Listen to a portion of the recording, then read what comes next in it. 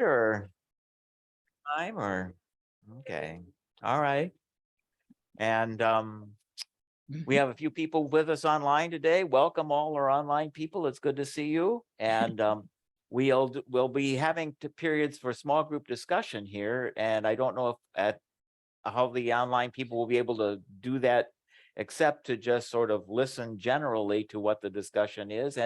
And you might want to take a piece of paper and a pencil and just jot down some of the things that will shape our individual discussion. So if you have a piece of paper and a pencil and you're online, that would be a good thing to do today. We decided I didn't need an introduction, which is kind of nice. No, I'm just Ken, the visitation pastor at Midvale, and it just yeah. That's I'm the pastor of visitation for Midvale. There you go. Okay. Yeah. Yeah. No, I'm just thinking about that. I am really enjoying being a visitation pastor, and some of the work I've done in the last 4 years has been both incredibly good and absolutely horrible. And it's because I thought, visitation pastors, you're just kind of at the sidelines of things. But there is there's a lot of deep stuff going on in our personal lives toward the end of life. And sometimes I think I fail absolutely miserably at it because I haven't been able to connect with it very well. And you sense I think all through my career, you could sort of shove off the sense of you're not doing so well with this because you can be psychologically distant from it. But when it's just another person, you realize how much you've really messed it up. Not that it's gone bad, but you could have gone much more. You could have gone deeper, and you didn't, and you didn't. You just so you realize how bad you are at your job, and at the same time, you realize how good you are when you do well. I mean, you really can make a difference in a person's day in a way that is often just wasn't possible in the earlier years of ministry. And so it's a very interesting thing for me. It's not but it's different. And I think I'm still adjusting to it. So I'm the visitation pastor. And I also am the facilitator for the adult summer Bible school program at Midvale Community Lutheran Church. And so as we start out this adult forum year, we wanted to just review briefly what we were doing this summer and shape what we might want to consider for next summer, since we have to plan that out. But I would like to just start with a prayer, if that's okay, because this is the start of our school year, our adult education forum series. And I just happen to be the first one in the line that will continue all through the year. So the Lord be with you. Let us pray. Well, dear God, watch over our congregation through this coming school year. May we be a place of safety and warmth and insight and wisdom. May we reflect your will in this community and help us as adults gathering to learn to be open to your presence in our lives, to be aware that there are new things always to learn, and to appreciate the capacity that we have now to learn together. Hold us all in your love and sustain us in faith, always growing. Amen. Okay, so we're going to do some group work a little bit this morning on the summer program, and I'll be taking notes along the way so that I can pull together the evaluation for both the Endowment Foundation and the Adult Education Committee. And so you'll see me just writing things as we go along. But basically, I'd like us to find another person or two to talk to, one or two people. They can be right next to you. You can go across the room. It does not matter, but find someone and just focus for a little bit now on the summer that you've had. And if you have the worksheet before you, it's the thoughts on our summer. And if you're online, you might want to write some of these down. Summer's a time when we have a passing of the seasons. We think about the spring and then the summer and then the fall. And with the passing of seasons and the passing of time, sometimes we just have some reflections on that we might want to share with our partner. Share what was wonderful about your summer or what was challenging about your summer. Could be either thing. What was wonderful or challenging. Summer is often a time for growth, not only for plants, but also for people.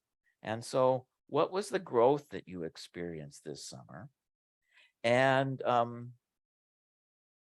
summer is also a time for gatherings and travel. I don't know how many times I've talked to people who've traveled or gathered with friends or family this summer. What are the joys and challenges of travel and gatherings that you've had? And then summer is often a time for Sabbath, a time to relax or reflect or renew yourself. What opportunities have you had for relaxing, reflecting, and renewing? Okay, so take a few minutes now with someone who's sitting by you or move across the room and just talk about these things. The thoughts are, how was your summer? Your summer.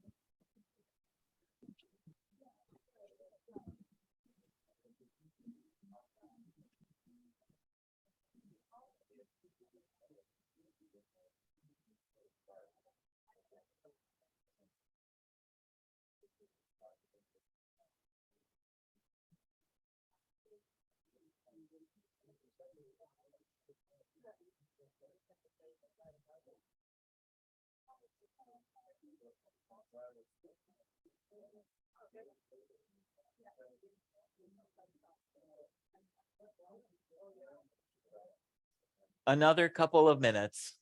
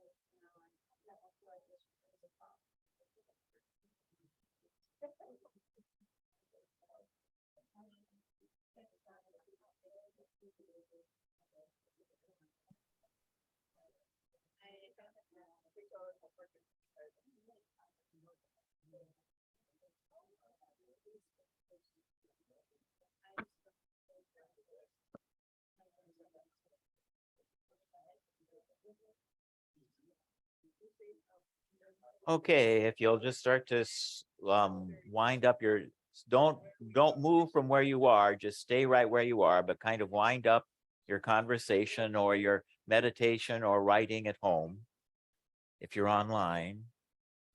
And now I'd like you in your groups, as you've gotten to kind of know each other again and revisit and reconnect. I'd like us to turn our attention away from our own summers to the adult Bible school experience that we had for 2022, Friendship and Hospitality. And what's going to happen now, if it all works well, is I'd like you to stay in your groups, and I'll ask you about 4 different areas of thought about the Bible school. And then just chat about those in your group. When I sense that your energy is kind of exhausted on this one, I'll go on. I'll ask you if there's anything that's percolated to the surface for the whole group to consider, and then we'll move on to the next area. And hopefully we'll just sort of have a good, solid, small group, large group evaluation of how we were doing. Okay, the first question about the Adult Bible School 2022 is, how did what I would call the mechanics go for it?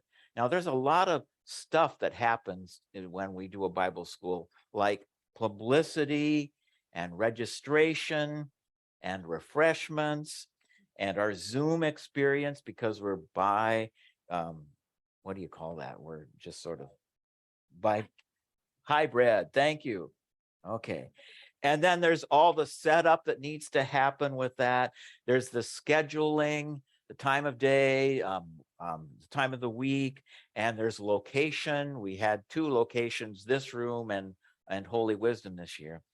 All that kind of mechanical stuff is important. It really often determines the success of the program, regardless of anything else. So let's just start there. In your small groups now or at home, just think about anything regarding publicity, registration, refreshments, our Zoom experience, setup times, scheduling, or location.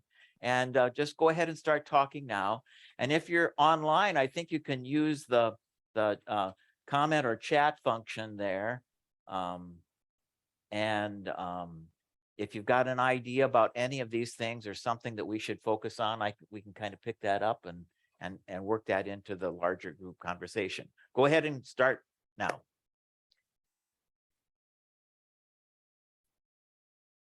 Mary and Ann, if you want to talk to each other, you can unmute and you can definitely do that.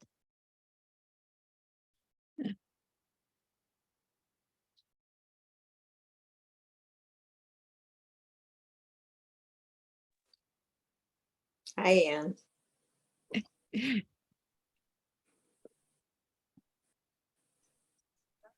Hi. Hi, you have Was any not comment? an opportunity this year. So is it just you and me or the whole group? I think it's just you and I, but maybe Ann Lundeen would join us. Uh, Ann, you're still muted, Ann. Okay, There you are. all right. Hi. So now there are three of us. I guess my comment would be that I like the option of the Zoom because there are days when I don't want to drive in Right. from here because it takes so long and maybe Yeah.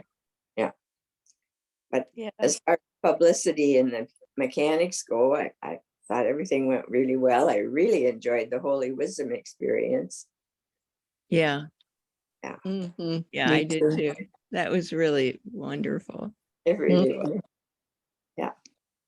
Yeah, I really enjoyed the being able to do Zoom too, because I had an online exercise class from 9 until like 10 to 10. So I would have had to miss the group if I couldn't do that on Zoom. So that worked out for me too.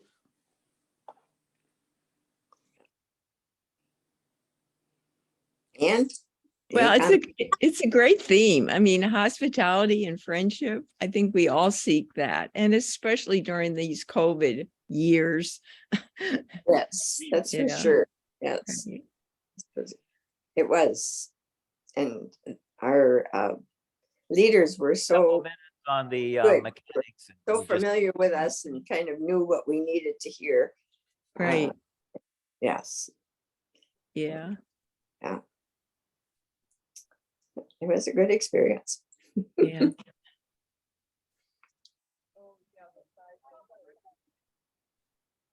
So,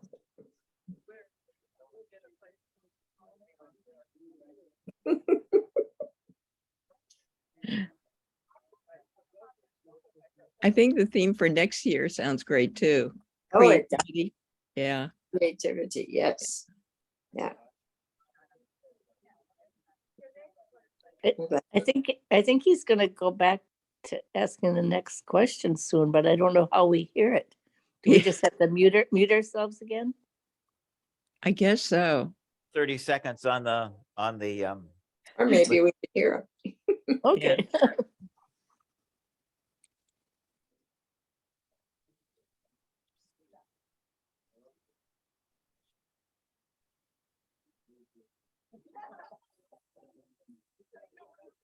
Okay, we're going to focus now as a larger group, and I'm just going to ask you, did you have any things in your group that you'd like to share with the larger group regarding any of those issues regarding the logistics or the mechanics of the school? Margaret? Oh, yes. I like the publicity with the big papers and the picture on the front that tells about everything. Yes, the brochure. Yeah. Anything else? Yes. I was not able to participate because it was during the day and I work during the day. So if there was evening, then I could have participated. Sure. That's a Okay. mechanic. Yeah, that is. Mhm. If it was recorded and on our website, would you consider that a close second, or you wanted it maybe to have some at night or to repeat it daytime or night? Mhm. Uh-huh.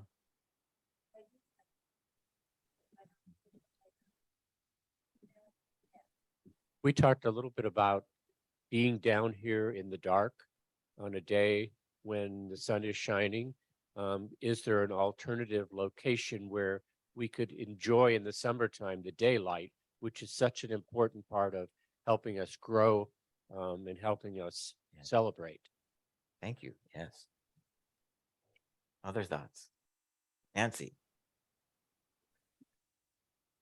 I would like to find out what's going on, but during the summers, I work at night, so I sleep in the morning, so I miss everything. But if I could hear a recording of what you said, that'd be great. Okay. All right. Other thoughts? It just happened. Whether, when we were down here, were people able to be on as they are now?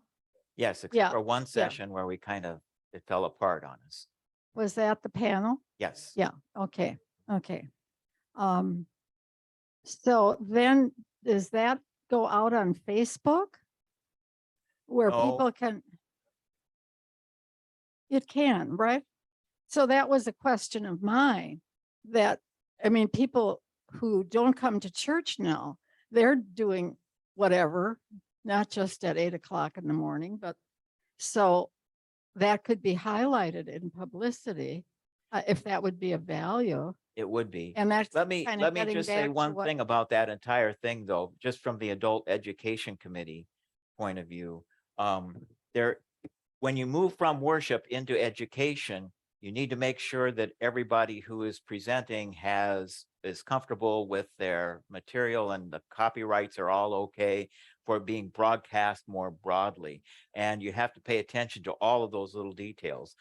Not only for summer school, but for the adult forums too. So we want consistently to have that pattern in place. And that's something the Adult Education Committee's working on, as Emily could tell you more about that all along the way. So, so when you said Facebook, I wasn't quite sure whether that was the best medium for us for the adult ed thing at this point. But the recording thing, I think we're okay with. Am I?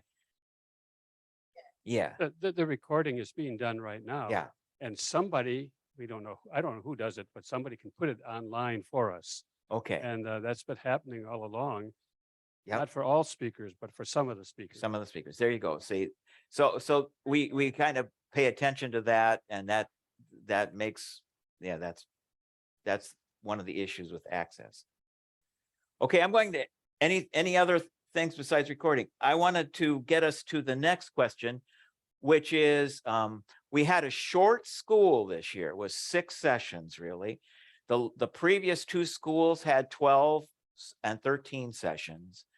And the reason for that is kind of complicated.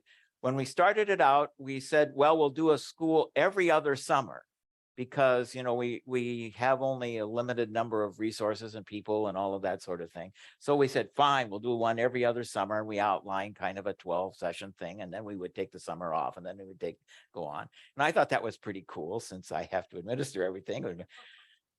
But then COVID came. So then we had a school and we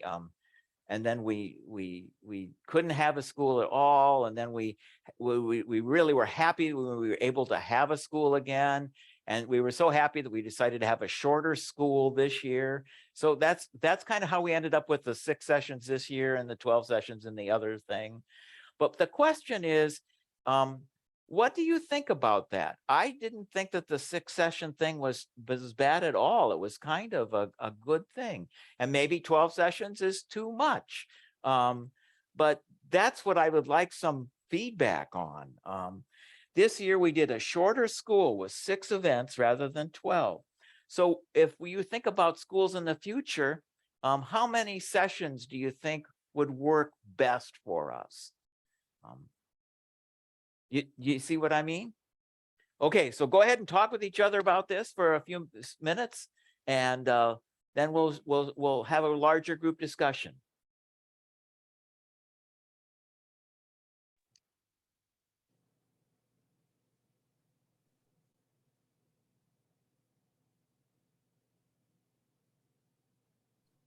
I'm thinking.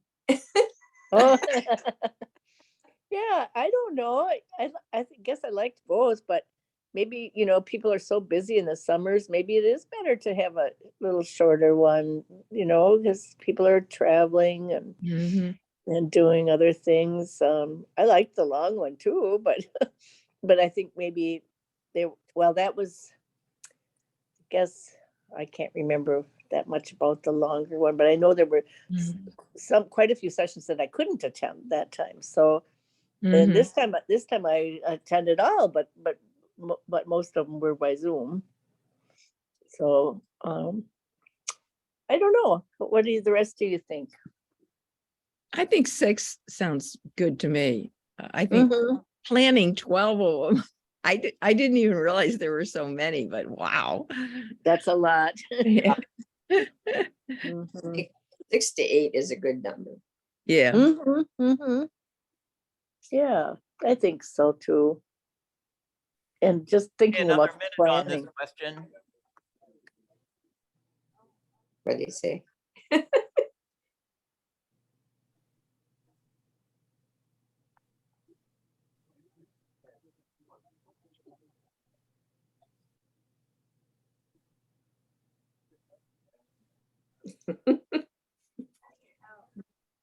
Okay, I'll ask for you to come together little bit now and we'll focus on this one. And I heard Mary Lynn and Ann sort of say 6 to 8. Yeah, okay, so that's a good starting point. What are the other thoughts that people had when you were talking about the number of sessions? One of Gary? the things we talked about is, would there be opportunity to have the children's vacation Bible school intersect with ours so that there's an intergenerational piece that's intentional at that point? Because even though we could watch that on TV or watch it by video, to be present to that, to have the energy of what the children bring really is an education for us as adults, but also for them to see us be present is a good intergenerational opportunity. Got that. Margaret and I thought 8 would probably be good because it'd be enough to keep it in our minds over the summers. There was a lag sometimes Yes, there was. this summer and you kind of forgot it. Mhm. But the other problem, which Margaret brought up, was getting people to present when there's 8 of them and on special subjects. So that could be a problem too. With the blending of Bible school, that would be kind of nice. But up until, I don't know, this year, last year, a lot of us adults did go to the Bible study and then we met while the kids were, and then we all got together. So it was a mixing for the whole week.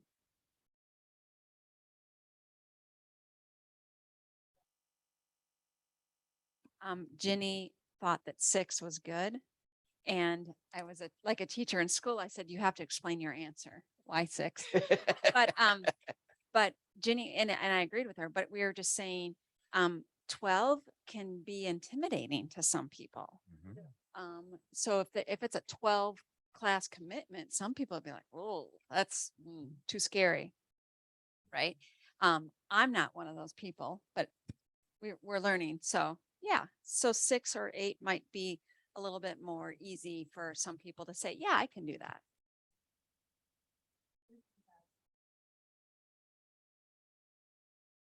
This kind of goes back to the last one too. Is there a reason why we don't put some of them on Sunday morning?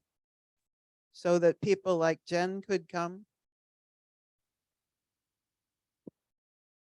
I don't know. That's something to write down, like the integration with the kids' Bible school. I was just going to comment, and actually Jan had pretty much said that we, for quite a few years, had the adults as part of the Vacation Bible School. And that was when there was a supper beforehand, and then we'd go to the opening. And I love that. I still did that one night this year, and Dylan came with me just to watch the kids and see what they're doing and how they're doing it and how the adults are interacting who are working with them. I mean, that's really helpful. It keeps one a little bit in touch with what's going on. So I don't know if we ended the adults being part of it when COVID came along. I mean, everything is a blur for me behind that overhead garage door. Do you remember? I mean, so I'm just saying that The- was the a good answer- thing. The answer to that lies in committee structure with that involves the youth committee too. And it was a COVID thing. COVID really, it not only hurt adult activity, it really hampered planning for children. And for a while, they didn't really know what to do with Bible school, whether they were going to have it and under what circumstances. And so they didn't really know how to, they didn't know how to plan together. And that just added a layer of complexity to it. And so they're back now. So maybe this is the time to recover from the COVID emergency on both of our ends and talk again about how we can be together. That's a very good idea. They are back, but Yes. they, for the 4 nights of Vacation Bible School, it was a bring your own picnic on 2 of those nights. Mhm. And one, it was the Qdoba, and it was catered, and it was never cooked for in the Midvale kitchen the way it was before COVID. Mhm. So the COVID was still hovering and impacting that we weren't cooking. We used to ask for, pasta salads and things like that. And we didn't do that in 2022. So we're not there. We're not back We're fully not back yet. Yep. about cooking and serving food and sitting close together. And because with the turnout, this room was packed, and spilling over to the bottom of the stairs with Vacation Bible School for kids, inviting other people to come, and with the adults right alongside, programming right alongside the children. So if we that's our goal, that's an ambitious goal. It is, but it's worth going for. Whenever we can work it out. At first, I think everyone was kind of concerned because we had so many people in the building. Maybe we should just not have an adult Bible school thing going on at all, so that they can maximize the space for the kids. All good, but slowly we may get this back, and it's really worth working on. Anything more about the 6 to 8 or 8 to 12, or Emily? So I'm just wondering, I'm wondering if there are a lot of people who work during the day who might be interested in doing something evenings and weekends, and maybe it's even a repeat, so I know there've been some times where, there's a Bible study at 10 a.m. on Wednesday, but also at 7 p.m. on Wednesday, so that if you couldn't make it at 10, you could come after dinner. So I don't know if that's, you don't, it's only one prep, but 2 deliveries. So I don't know if that's something that might fit into the agenda well. Part of it depends on when you can get a presenter to present in the evening. And but yes, I would be for more evening. We do have a sweet spot at Midvale Community Lutheran Church. If you want people to show up, there are 2 things you can do. One is you can have it at 10 o'clock on Wednesday morning. And the other thing is you can have food. And those 2 things, that's our sweet spot. So we can envision other things, but if we can make use of that for the majority of our thing, we will get the numbers that we need. Yes.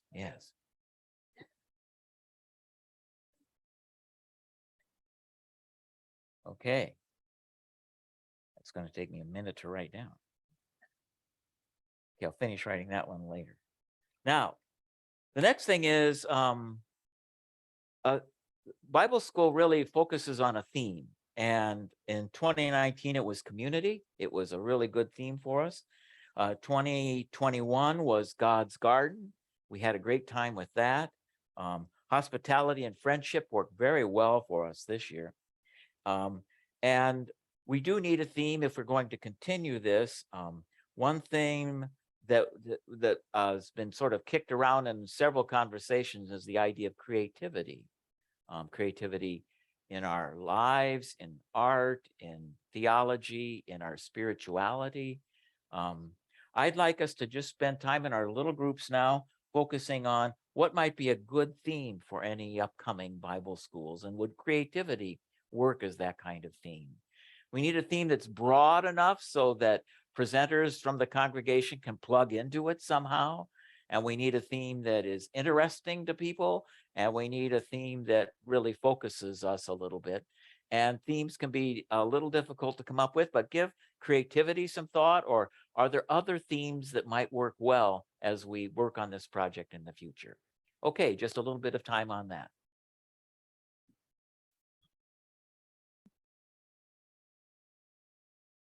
I like the theme a lot of creativity. I think it's very adaptable to subject matter and to practice and to our culture. So I think that it will resonate with people. And I think it would be easy to find speakers on that. And especially when you consider creativity in theology as well as in practice in life, in the arts. I think so too. I agree with you. Well said. Thank you. Okay. Mhm.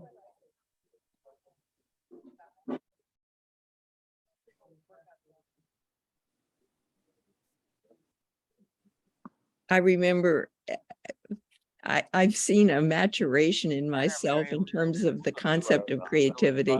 I used to be, if I was in a group and somebody said, well, now we're going to be creative, I'd think, oh no. But now I welcome it. So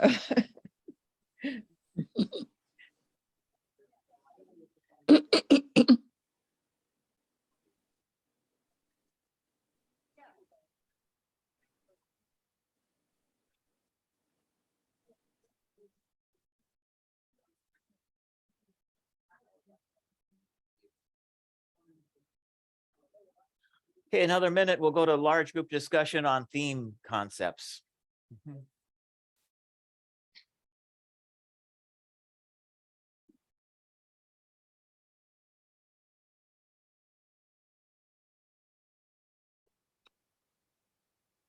Okay, let's just go right into it.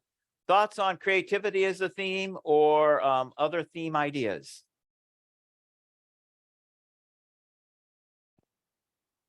And I think when this was created to begin with, it was kind of a retired clergy group that Yes. was a part of supporting it with you. And I think if we're creative, we ought to go beyond that group, because there are so many creative people in our congregation who are doing art or doing writing and so forth, that it ought to be defined bigger than we who are the retired clergy, even though, you know, we are creative, but there are a lot of people that ought to be included in that piece.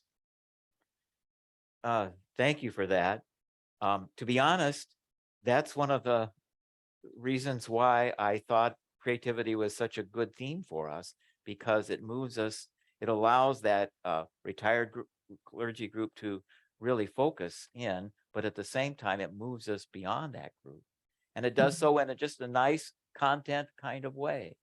So thank you, Gary, for lifting that up. Mhm. Ginny and I were saying something you said, alluded to, where's creativity found in the Bible? You know, what stories and how, I mean, I'm an architect, so I consider myself a creative person. But, you know, as a Christian, I would love to learn, because I don't know the Bible and like the retired clergy. So I like that kind of coming together, bringing our creativity that we have here, but then how to find it in the Bible and connect that way. Thank you. Well, we were looking at creativity as in creation, and would it not include God's creation and things that he has made, focus in on that too. And of course, all the humans that have created things, he has inspired them, that's for sure.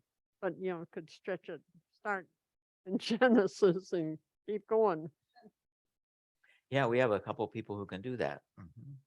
Yeah. Yeah. Other thoughts?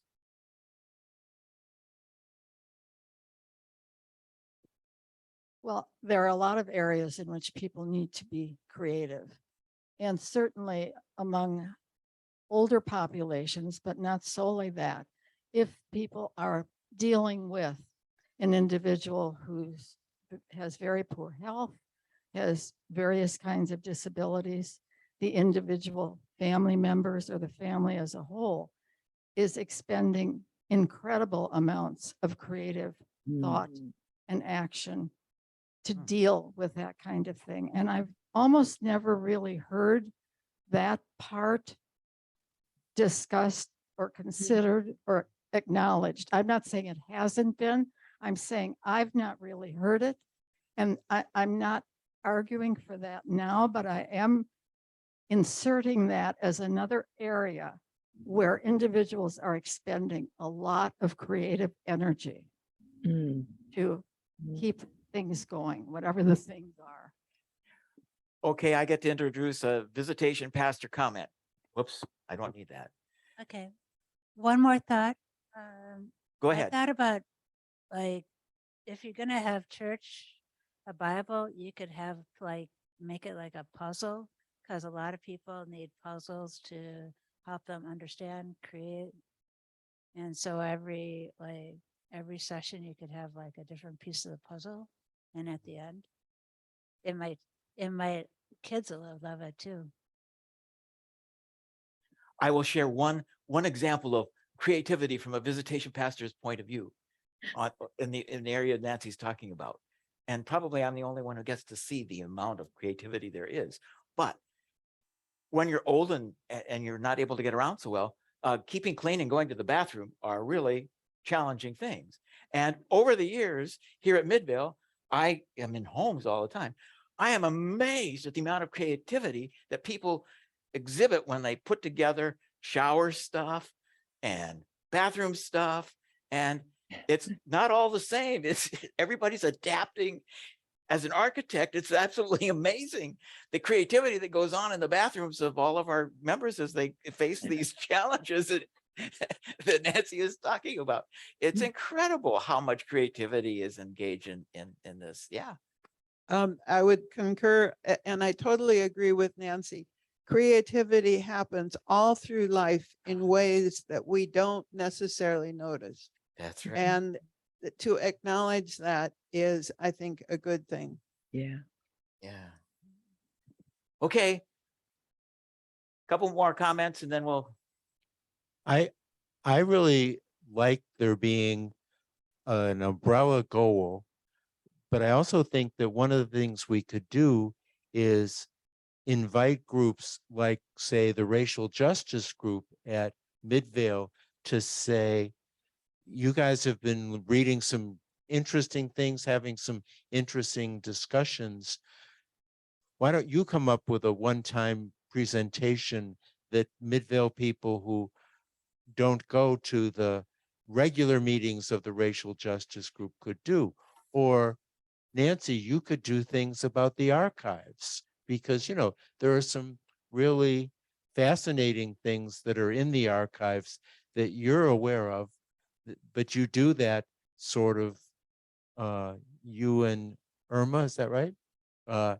And not a lot of people are aware of what it demonstrates about Midvale or things like that. And if we just sort of cast a net that said, okay, racial justice, see if you can put together a session, and we'd all benefit from hearing about what you have been wrestling with about racial justice, or what Nancy and Irma have been doing with the archives, or what the youth group does, you know, all those kinds of, or they come back from their summer mission trip, and we all can get energy and new inspiration from hearing about what's going on in this community.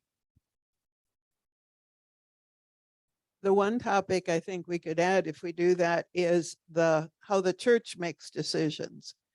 We've just come out of a pandemic, and I think almost any area of the church is struggling to say, how do we do the next stuff? Creatively get to the next.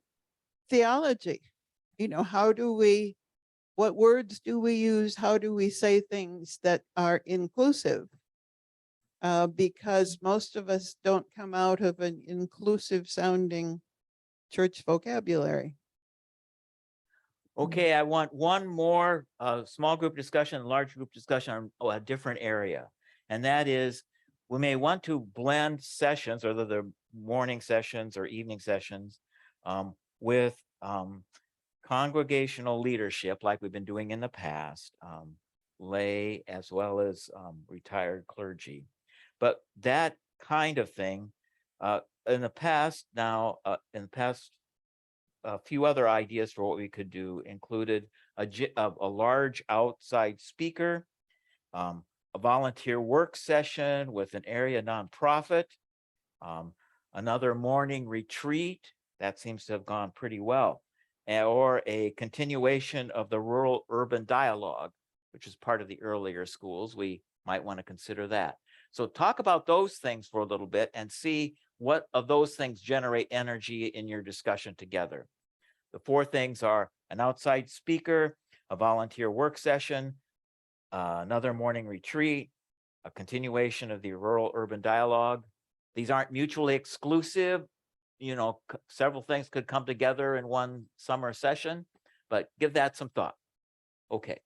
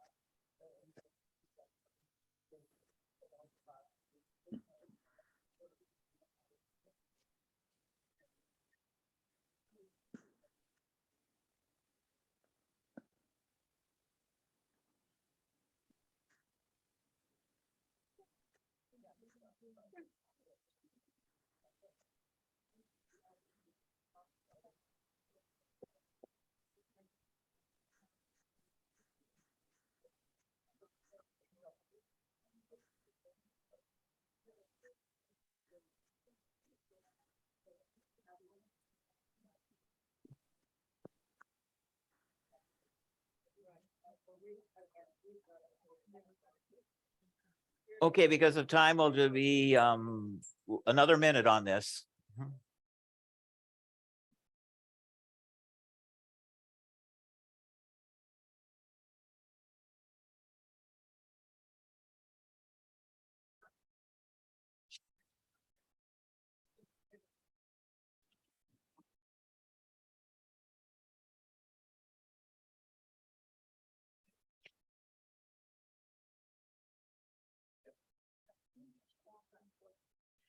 Another 30 seconds.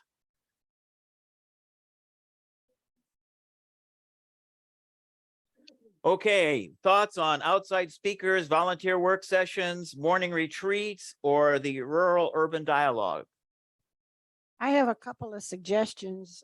The outside speaker, a lot of that, what we talked about before, is better for adult ed than for the Bible school. You get more people to participate with that. And this may be a personal thing, but if we could have some more retreats with Judy doing something special like she did these last 2 years, I thought Sure. those were highlights. Okay. Dale. How many of you use Charity Navigator? I'd like to give a presentation on that sometime. Okay. Charity Navigator is a site that you can go out and you can put in they rate every charity in the world almost. Yeah. Okay, things like that. And it's really helpful. All right. I think we have one of our sessions. I would one of my fondest parts of the program was the rural urban dialogue. Yes. Okay. Other thoughts?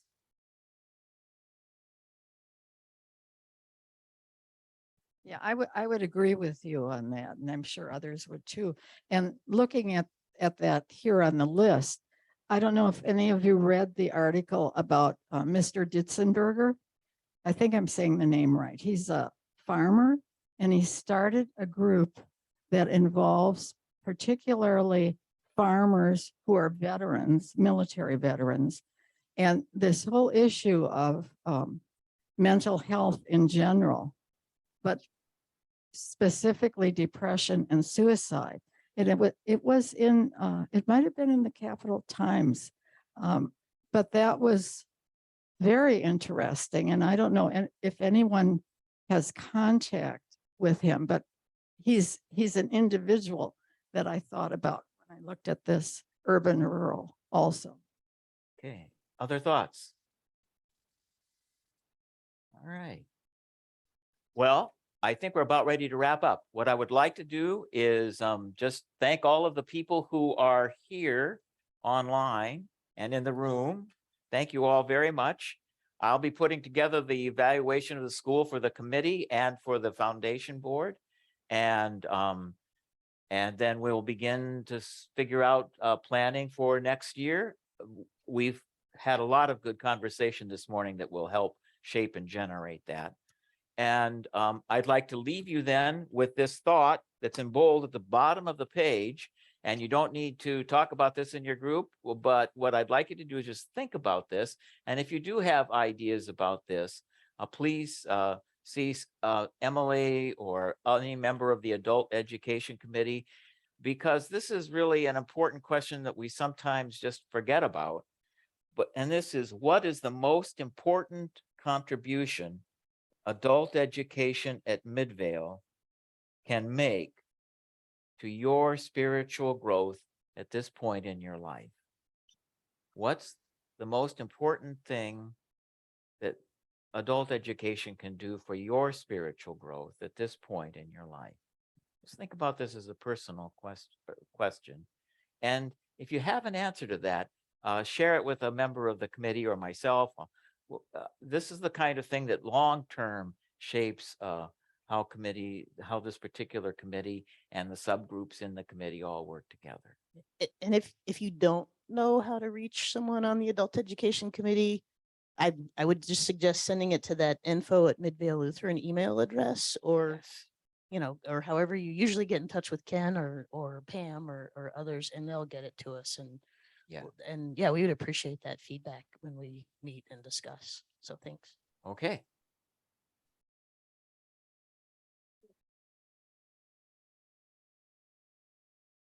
Well, Karen is a member, and David, and I'm blanking on names now, Emily. And Brooke is over there. Yes. Okay. So David, Emily, Brooke, and Karen. Okay.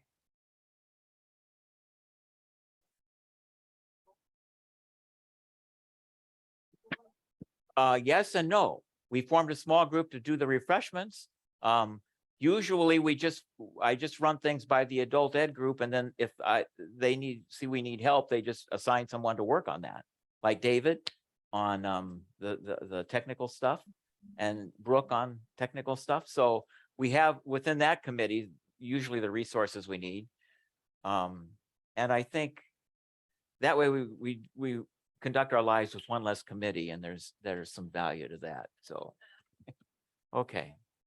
All right. Thank you very much. Yep. Just before we break up next week, some folks from Lutheran Social Services, and I think it's Wisconsin and Upper Michigan, I think Yes. their region, are going to be on site celebrating their 142nd anniversary. And one of their outreach folks, whose name I don't have at the ready, is going to be our presenter. So please come back.